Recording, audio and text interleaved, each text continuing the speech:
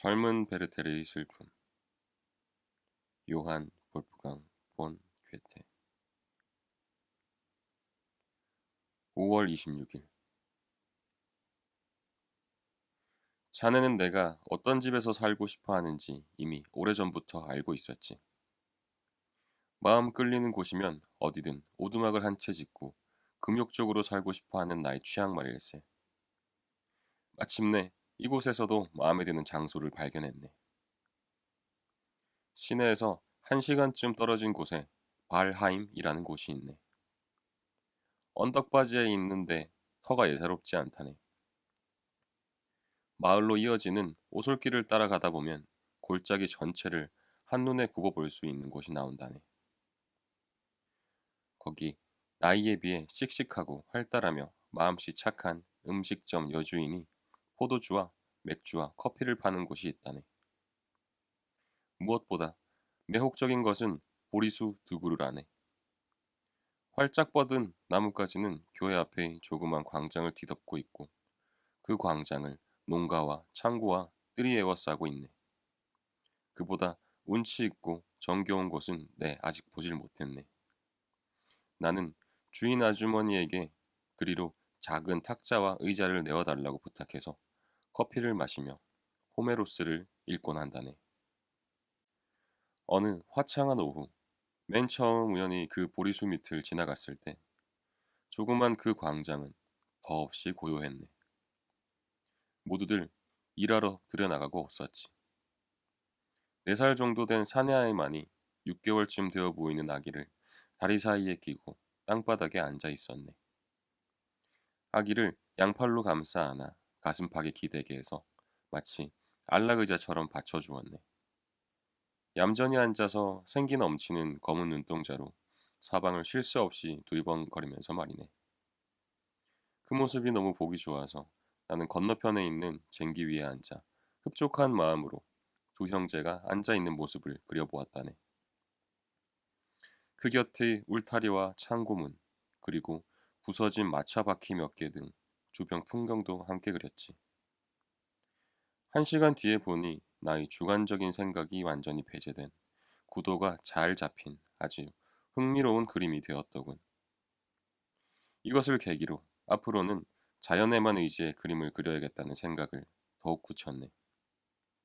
자연만이 무한히 풍요로우며 자연만이 위대한 예술가를 탄생시킨다는 생각이 들더군. 물론 예술의 규칙이 갖는 장점을 열거할 수도 있겠지. 하지만 그것은 시민사회를 참여하는 것과 다를 바 없다네.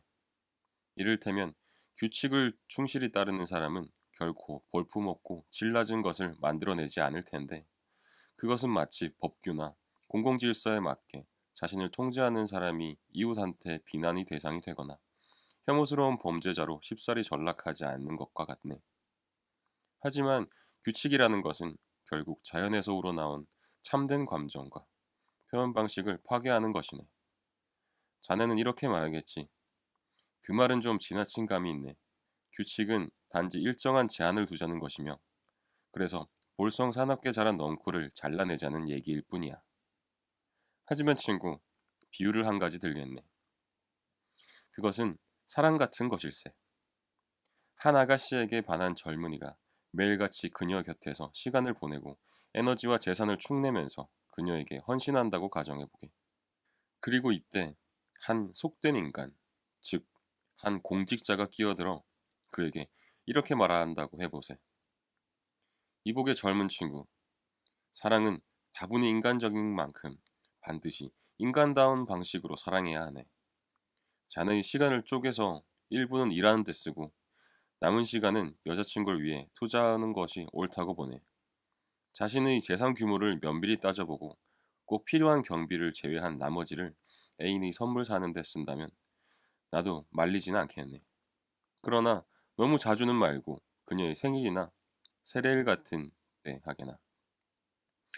그 청년이 공직자의 충고를 받아들인다면 사회가 필요로 하는 쓸모있는 청년이 되겠지.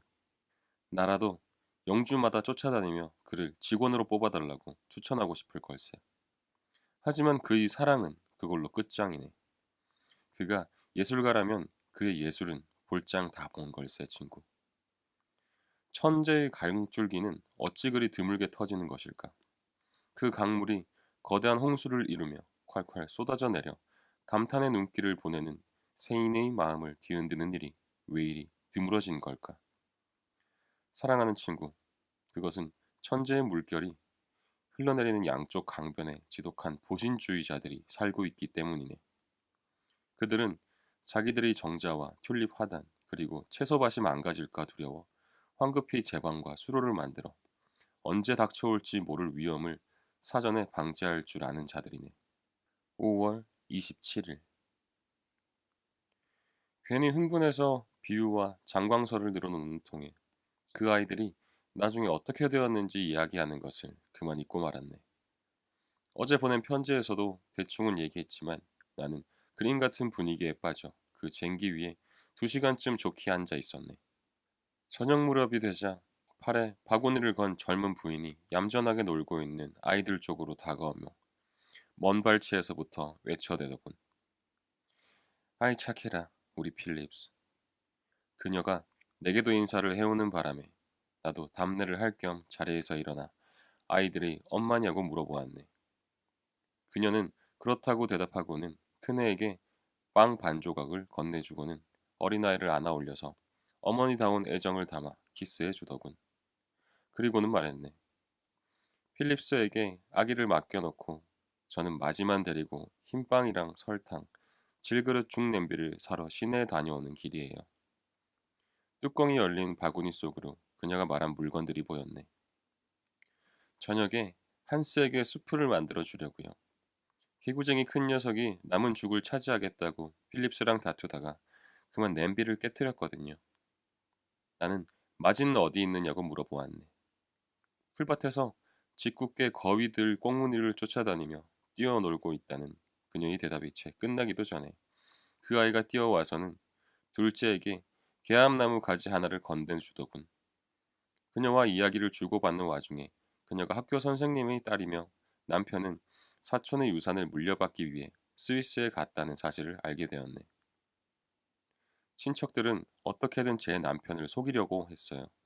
남편이 아무리 편지를 써도 답장을 안 해주는 거예요. 그래서 제 남편이 직접 간 거죠. 행여 그이에게 나쁜 일이 생기지는 않을까 걱정이에요. 그이한테서 아무런 연락이 없어서요. 그녀와 그대로 헤어지기가 마뜩치 않아서 아이들에게 1크로이처씩 나누어 주었네. 시내에 나갈 일이 있을 때 막내 아이한테도 스프와 함께 먹을 빵을 사다 주라고 애들 엄마에게 1크로이처를 건네고는 작별 인사를 했네. 친구, 내 마음을 추스릴 수 없을 때 이런 사람들을 보고 있으면 마음이 가벼워진다네. 그들은 삶의 작은 동심원을 그리며 행복하고 평안하게 하루하루를 살아내지. 나뭇잎이 떨어지는 것을 보면서 겨울이 온다는 사실 이외에는 별다른 생각을 하지 않는 그런 사람들이라네. 그때 이후로 그곳에 자주 간다네. 그러는 사이 아이들과 정이 들어버렸네.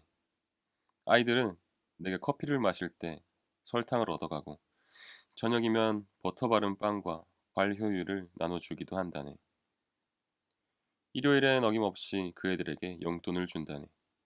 그리고 예배 시간이 지나 내가 그곳을 가지 못할 때를 대비해서 나 대신 아이들에게 돈을 주라고 식당 주인 아주머니께 부탁해 놓았네. 아이들은 이제 온갖 이야기를 다 들려줄 정도로 나를 스스럼 없이 대한다네. 특히 동네 아이들이 여기저기 모여서 자신의 열정과 욕구를 소박하게 드러내는 경우가 종종 있는데 그 모습을 지켜보는 것이 하나의 낙이 되었네. 아이들이 나를 귀찮게 하지는 않을까 눈치를 살피는 아이들 엄마에게 그런 걱정을 안 해도 된다고 안심시키는 일이 나로서는 더 힘들 뿐이네. 5월 30일. 얼마 전에 내가 미술에 관해서 한 얘기는 시에도 적용된다네. 핵심을 포착하여 압축적으로 표현하는 것이 관건이지. 적은 말로 많은 것을 표현해낼 수 있을 테니 말이야. 나는 오늘 세상에서 가장 아름다운 전원시를 연상시키는 광경을 지켜보았네. 하지만 시나 무대, 전원시 같은 것들이 과연 필요한지 잘 모르겠네. 자연의 은상을 그냥 만끽하면 되지. 그것을 굳이 만지작거려서 뭔가 만들어내야 하는가? 서로 늘 이렇게 거창하게 늘어놓았다고 해서 어떤 대단하고 특별한 것을 기대하면 자칫 실망할 수도 있네. 내 마음을 이토록 강렬하게 사로잡은 것은 한낱 시골 머슴에 지나지 않으니까 말이야. 내가 이야기를 평소처럼 어설프게 늘어놓으면 자네는 늘 그렇듯 내가 부풀려 말한다고 하겠지. 배경은 다시 발하임이네. 이런 흔치 않은 일이 일어나는 곳이 발하임 말고 또 있겠는가. 몇몇이 보리수 아래에 모여 커피를 마시고 있었네. 하지만 나는 거기 모인 사람들이 그리 마음에 들진 않아서 적당한 핑계를 대고 따로 떨어져 앉았네. 그때 농가의 한 젊은이가 이웃집에서 모습을 드러내더니 지난번 내가 화폭에 담았던 쟁기를 매만지기 시작하더군. 그런 그의 모습에 마음이 끌려 말을 건네보았네. 그리고 그의 신상에 대해 이것저것 물어보면서 더욱 친해졌고 이런 사람들과 늘 그렇듯 이내 격이 없는 사이가 되었네. 그는 어떤 과부집에서 머슴살이를 하는데 여주인이 극진한 대우를 받는다고 하더군. 그가 그 여주인을 어찌나 칭찬하는지 나는 그가 몸과 마음을 바쳐 그녀를 사랑하고 있음을 알아차렸네. 그녀는 이제 젊지도 않거니와 첫 남편한테 혹독하게 시달려서 더 이상 재혼할 뜻도 없다고 하더군. 그 여주인이 자기에게 얼마나 아름답고 매력적인 존재인지 또 첫 남편과 시행착오를 하루빨리 잊기 위해서라도 자신을 선택해 주었으면 하는 바람이 얼마나 간절한지도 은연중에 내비치더군. 이 친구가 품은 순수한 연민과 사랑의 신의를 자네에게 있는 그대로 전달하려면 그가 한 말을 한마디씩 그대로 되풀이해야만 할 걸세. 그의 표정, 아름다운 목소리, 은밀한 불꽃이 담긴 눈빛을 생생하게 묘사하려면 위대한 시인의 재능이 필요할 걸세. 내가 아무리 완벽하게 재현한다 해도 그것을 묘사하기엔 턱없이 부족할 걸세. 무엇보다도 내 마음을 감동시킨 것은 내가 여주인과 그의 관계를 불륜으로 여기거나 그녀의 정숙함을 의심하지 않을까 염려하는 그의 태도였네. 비록 풋풋한 매력은 없지만 자신의 마음을 그토록 뜨겁게 사로잡은 여주인의 육체를 얘기할 때의 그의 모습이 얼마나 매력적이던지 나는 그 모습을 오직 내 마음 깊은 곳에서만 재현할 수 있을 뿐이었네. 주체할 수 없는 욕망과 절절한 그리움을 이토록 순수하게 표현하는 것을 여태껏 본 적이 없네. 정말이지 그 정도의 순수함을 생각해 본 적도 꿈꿔본 적도 없다고 감히 말할 수 있네. 부디 책망하지 말고 내 말을 들어주기. 그 친구의 순진함과 진실함을 생각하면 내 안의 가장 심오한 영혼이 달아오른다네. 또한 믿음과 사랑이 느껴지는 그의 모습은 어디를 가나 나를 따라다닌다네. 그리고 그 불꽃이 내게도 옮겨 붙은 것처럼 숨이 가쁘고 애가 탄다네. 나는 가까운 시일 안에 그녀를 만나볼 생각이네. 아니, 곰곰이 생각해보니 만나지 않는 것이 낫겠네. 그녀 애인의 눈을 통해 그녀를 바라보는 게 훨씬 낫겠어. 육안으로 보는 그녀의 모습은 지금 내가 상상하는 모습과는 다르겠지. 아름다운 환상을 일부러 깨트릴 필요는 없지 않겠나. 6월 16일. 왜 요사이 편지가 뜸해졌느냐고? 그런 질문을 하는 것 보니 자네도 역시 별 수 없는 학자일세. 내가 별 탈 없이 잘 지내고 있으리라 짐작했을 텐데 말이야. 간단하게 얘기하자면 그간 나는 어떤 사람을 알게 되었고 그 만남에 내 모든 열정을 쏟고 있네. 설명하기가 쉽지 않군. 세상에서 가장 사랑스러운 사람을 사귀게 된 배경을 자네에게 일목요연하게 전당하기가 쉽지 않네. 나는 지금 몹시 만족스럽고 행복하기 때문에 지난 일을 훌륭한 역사가처럼 객관적으로 다 적을 수는 없다네. 천사 같은 존재. 채, 누구나 자기 애인을 그렇게 부르지. 안 그런가? 하지만 난 자네에게 그녀가 얼마나 그리고 왜 그토록 완벽한 존재인지 말할 수 없네. 어쨌든 그녀가 내 마음을 온통 사로잡은 것만은 사실이네. 그녀는 더없이 영민한가 하면 순진하고 강인하면서도 심성이 착하고 생기 가득하고 활동적이면서도 영혼의 평온을 유지하고 있네. 내가 그녀에 관해 무슨 말을 하든 모두 하찮은 수다에 불과하고 그녀의 참모습을 온전히 표현하지 못하는 추상적 개념에 지나지 않네. 다음에, 아니, 그럴 것도 없이 지금 당장 이야기하겠네. 지금 하지 않으면 결코 못할 테니. 자네에게만 하는 얘기지만 나는 이 편지를 쓰기 시작한 뒤로 벌써 3번이나 펜을 내려놓고 말을 몰아 밖으로 나갈까 했기 때문일세. 오늘 아침엔 나가지 않기로 다짐했네만 매 순간 창가로 달려가 태양이 얼마만큼 떠올랐는지를 확인한다네. 도무지 견딜 수가 없어서 결국은 그녀를 만나러 갈 수밖에 없었네, 비릴름. 나는 이제 다시 돌아와 버터 바른 빵에 야식을 먹고 자네에게 편지를 쓰네. 그녀가 사랑스럽고 명랑한 8동생에게 둘러싸인 모습을 바라보는 것은 내게 더 없는 기쁨이라네. 이대로 계속하면 자네에겐 밑도 끝도 없는 얘기로 들릴지도 모르니 좀 더 구체적으로 얘기해 보겠네. 최근 편지에서 밝혔듯이 나는 행정관인 SC를 알게 되었네. 그리고 조만간 자기의 은거지로, 아니 그의 작은 왕국이라고 부르는 것이 더 어울릴 곳으로 방문해달라는 부탁을 받았네. 나는 그 일을 차일피일 미뤄두었네.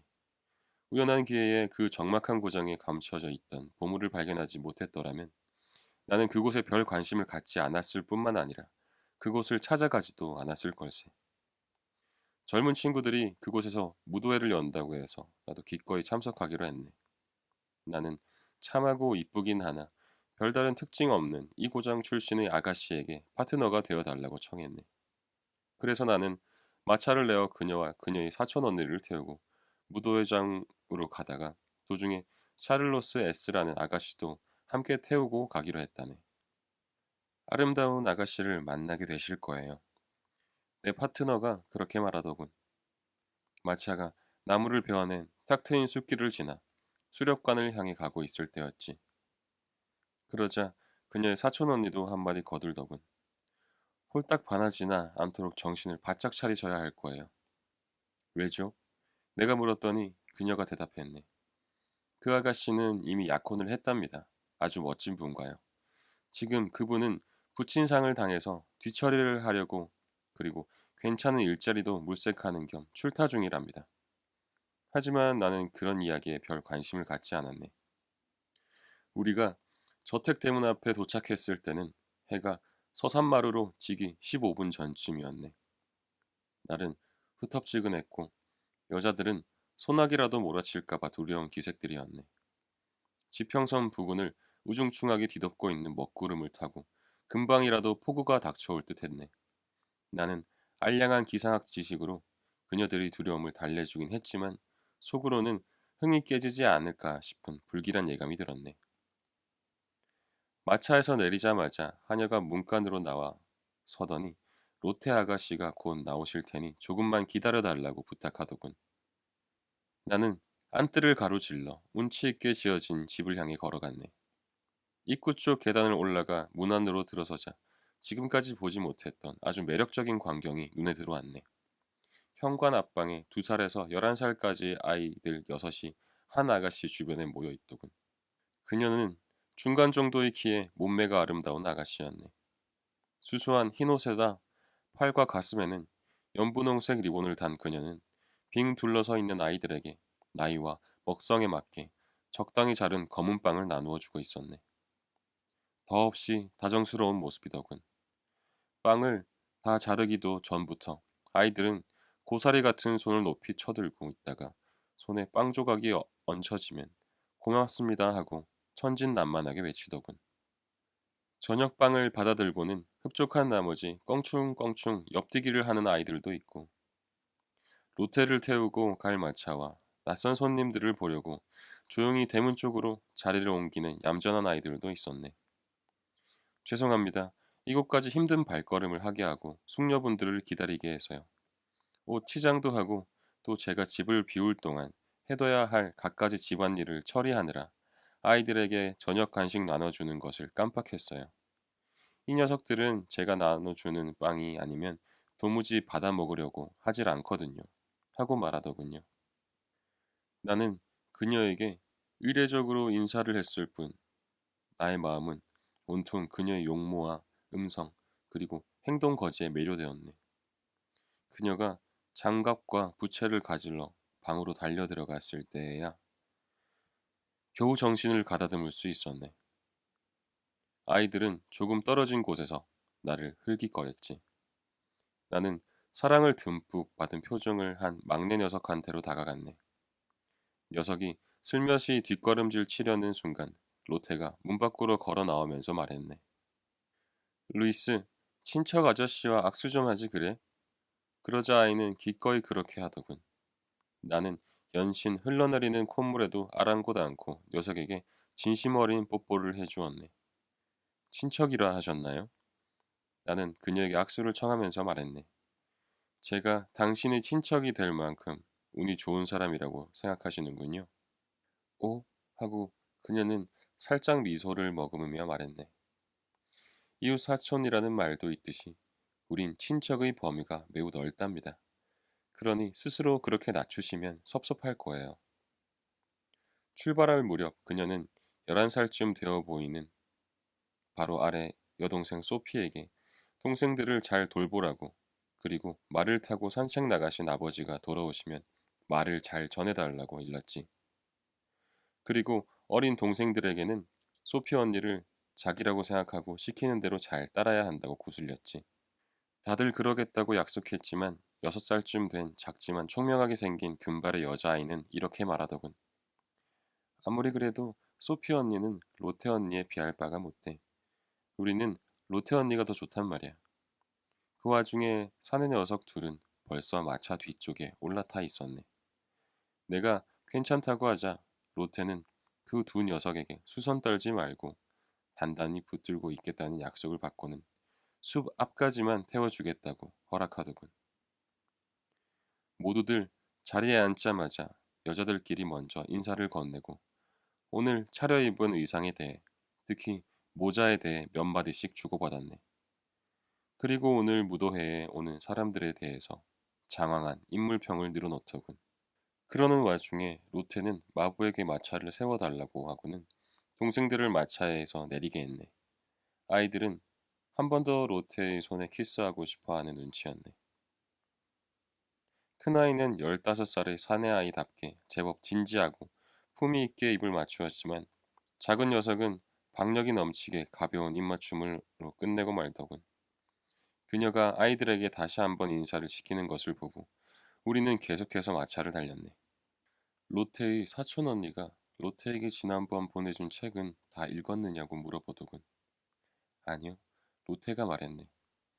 영 내키지 않았어요. 다시 돌려드릴게요. 이번 것도 별로던데요. 그게 무슨 책이냐고 내가 묻자 그녀는 땡땡이라고 대답했네. 그 순간 나는 적잖이 놀랐네. 그녀가 하는 모든 말에서 뚜렷한 개성이 느껴졌지. 말할 때마다 그녀의 표정에는 새로운 매력과 정신의 광채가 퍼져 나오더군. 그리고 내가 자신의 말을 이해하고 있음을 느낀 탓인지 시간이 갈수록 표정에서 만족스러움이 배어 나오더군. 제가 어렸을 땐 말이에요. 그녀가 말했네. 소설만큼 좋은 게 없었어요. 일요일마다 방구석에 웅크리고 앉아 미스 제니 같은 사람의 행복과 불행을 간접 체험할 수 있어서 얼마나 좋았는지 몰라요. 그런 종류의 책에 여전히 끌린다는 사실을 부정하고 싶진 않아요. 하지만 책을 가까이 할 시간이 점점 줄어드는 만큼 이젠 정말 제 취향에 딱 맞는 책만 읽고 싶어요. 제가 제일 좋아하는 작가는 무엇보다 저희 세계를 재발견할 수 있고 마치 제 이야기를 하는 것처럼 친숙한 상황을 다루면서 제 가정생활과 다름없이 관심과 마음을 끄는 진정성 있는 이야기를 쓰는 작가랍니다. 물론 우리 집이 천국은 아니지만 말로 다 표현할 수 없는 행복의 보금자리인 것만큼은 분명해요. 그 말을 듣는 순간 나는 마음속에 있는 감동을 숨기려고 무척 애를 썼다네. 하지만 그리 오래 가지는 못했네. 로테가 진지하게 웨이크필드의 시골 목사와 땡땡을 지나가는 투로나마 언급했을 때 나는 너무 흥분되어 내가 알고 있는 것을 그녀에게 다 털어놓아 버렸네. 그리고 로테가 다른 두 여자에게로 화제를 돌리고 나서야 비로소 나는 이제껏 그들이 눈만 말똥말똥 뜬 채 꿰다 놓은 보릿자루처럼 앉아 있었음을 깨달았네. 로테의 사촌 언니는 몇 차례나 비웃는 듯 나를 쳐다보았지만 난 그냥 무시해버렸네. 대화의 주제는 이제 춤이 주는 즐거움으로 바뀌었네. 마음이 불안해질 때면 하고 로테는 말을 시작했네. 솔직히 저는 춤보다 좋은 치료약을 모르겠어요. 골머리를 앓을 일이 생기면 제대로 조율이 안 된 피아노라도 데모곡을 한번 치고 나면 기분이 훨씬 좋아져요. 대화 중 나는 그녀의 검은 눈동자에 흠뻑 빠져들었다네. 그 촉촉한 입술과 건강미 넘치는 두 뺨이 내 영혼을 사로잡았다네. 나는 그녀의 멋진 말에 매료되어서 그녀의 말을 몇 번이나 허투루 들었네. 나를 누구보다도 잘 아는 자네이니 그때의 상황을 능히 짐작할 수 있을 걸세. 마차가 무도회장 앞에 멈춰서자 나는 꿈꾸는 사람처럼 마차에서 내렸네. 주위의 황혼 속에서 목류병자처럼 넋을 잃고 있었기에 불이 훤히 켜진 위층 방에서 들려오는 음악 소리조차 잘 들리지 않았다네. 사촌 언니의 파트너와 로테의 파트너인 아우드란 씨와 또 아무개 씨, 모든 사람의 이름을 기억할 수는 없는 노릇이지. 마차가 있는 곳까지 나와서 우리를 맞아 주었고 각자 제 파트너를 데리고 무도회장으로 들어갔네. 나도 파트너를 대동하고 올라갔지. 우리는 이리저리 뒤섞이며 미뉴에트를 추었네. 나는 차례로 파트너를 바꾸어 가면서 춤을 추었는데 마음에 안 내키는 상대일수록 한번 손을 잡아주면 당최 놓을 생각을 안 터군. 로테와 그녀의 파트너는 영국식으로 추기 시작했네. 그녀가 우리와 같은 대열에 합류해서 함께 스텝을 밟기 시작했을 때 내가 얼마나 기뻐했을지 자네도 헤아릴 수 있겠지. 로테가 춤을 추는 모습은 정말로 혼자 보기 아까울 정도였다네. 그녀는 성심을 다해 춤을 추더군. 몸 전체가 조화를 이루며 유유자적하면서도 호방하게 마치 춤이 전부이며 그 이외에는 아무런 생각도 없고 어떠한 감각도 느끼지 못하는 사람처럼 보이더군. 그 순간에는 그녀의 앞에 다른 모든 것이 사라져버렸네. 로테에게 두 번째 대무를 신청했더니 세 번째 대무 때 응해주겠다고 하더군. 아울러 그녀는 더없이 사랑스럽고 솔직한 말투로 자기는 독일식의 춤을 즐겨 춘다고 분명히 밝혔다네. 이곳에선 독일식 춤을 출 때 파트너가 바뀌지 않는 것이 관례랍니다. 그녀가 계속해서 말하더군. 제 파트너는 독일식 왈츠가 서툴러서 춤을 안 춰도 된다고 하면 고마워할 거예요. 그리고 당신의 파트너도 왈츠엔 젬병이거니와 썩 좋아하지도 않는 것 같아요. 영국식 춤을 추실 때 봤는데 당신의 왈츠 솜씨는 정말 발군이더군요. 독일식 춤을 출 때 제 파트너가 되길 원하신다면 제 파트너에게 먼저 양해를 구해보세요. 저는 당신의 파트너에게 부탁할게요. 나는 그렇게 하겠다는 의미로 악수를 청했네. 그녀의 파트너는 춤을 추는 동안 내 파트너와 이야기를 나누고 있기로 했네. 드디어 춤이 시작되었네. 우리는 한참 동안 여러 가지 형태로 팔을 감싸 안으면서 흥겹게 춤을 추었지. 그녀의 몸동작은 세련되면서도 민첩해 보였네. 곧 왈츠를 출 차례가 되어 우리는 마치 천체처럼 서로의 주의를 선회하기 시작했지. 하지만 이 춤에 능숙한 사람이 별로 없어서 처음에는 다들 박자가 엇갈리더군. 야근 짓인지 모르겠지만 우리 두 사람은 다른 사람들이 제풀에 지치도록 내버려 두었네. 그러다가 서툰 친구들이 무대에서 물러나는 기색을 보이면 재빨리 스텝을 밟기 시작했네. 우리는 또 다른 한 쌍인 아우드란과 그 파트너와 함께 보절을 맞추어 원 없이 춤을 춰댔지. 이토록 신나게 춤춰본 적은 일찍이 없었네. 그 순간만은 내가 인간이 아닌 듯 했네. 더없이 사랑스러운 여자를 품에 안고 질풍처럼 여기저기를 날아다니자니 주위의 그 어떤 것도 눈에 들어오지 않더군. 비렐름, 솔직히 말하면 내가 사랑하고 또 사랑할 권리가 있다고 느끼는 이 아가씨가 나 이외에 다른 남자와 왈츠를 추는 일은 없게 하리라 굳게 마음먹었네. 어떤 일을 감수하더라도 말이네. 자네는 이런 나를 이해할 수 있겠지. 잠깐이나마 숨을 돌릴 겸해서 우리는 홀 안을 몇 바퀴 걸어 다녔다네. 그런 다음 로테는 자리에 앉았지. 내가 한쪽으로 밀쳐 놓았던 오렌지 몇 개가 그때는 큰 힘을 발휘하더군. 그러나 로테가 염치 없는 이웃 부인에게 예의상 몇 조각을 나눠줄 때는 그 조각 수만큼 바늘이 가슴을 찌르는 것 같았네. 세 번째 영국식 춤을 출 때 나와 로테는 두 번째로 쌍이 되었지.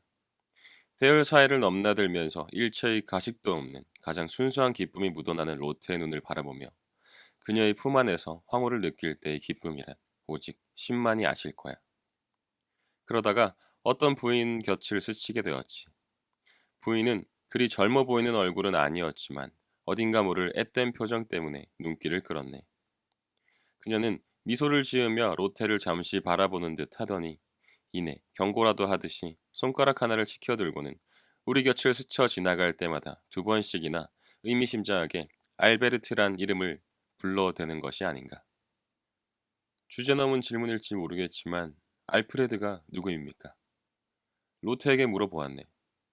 그녀가 막 대답하려는 순간 우리는 큰 팔자를 만들기 위해 다시 떨어져야만 했네.